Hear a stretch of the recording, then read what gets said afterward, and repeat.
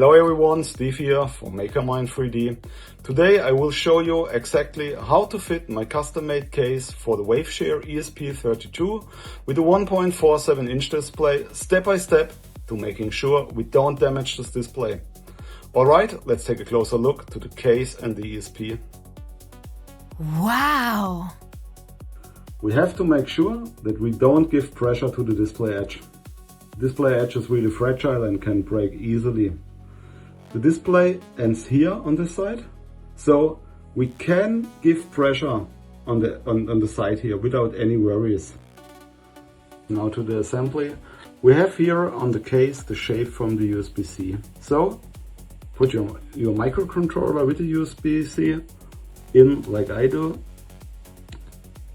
Press it a little bit in this direction. This is the step 1.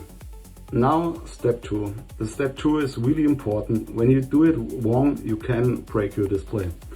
The problem is we have to get the clips over the display. When you give pressure against the screen, you can break it. So we have to press against the microcontroller in this direction, and with your thumb, or when you prefer it, you can do it this way. But we have to make sure to give enough pressure that the clips are over the screen before we pressing the microcontroller into the case. That's really important.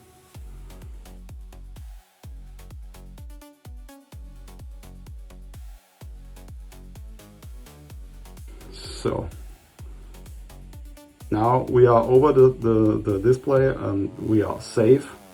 We can now give a little bit pressure that it slides down until the board comes. I give a little bit more pressure now. Okay, now we are on the board. Here we can again a little bit bend it, and then it should be click. There it is. And now the case fits. The next thing is to power the ESP32 on to see if our screen is still alive.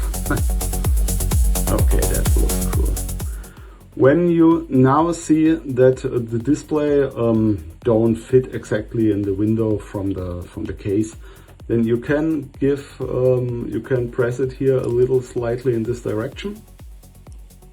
Well, you can do it from this side, no problem. Yeah, fits perfectly. Okay, the assembly is now successfully done and the case protected your screen.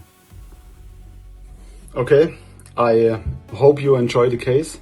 I printed it 30 times until it was so it is, until it fits the way I want. I hope you enjoy it, and I really want to see your prints. So when you printed it, take a few pictures, put it in the comments that I can see it. It would make me happy. I hope this video helps you, and happy printing!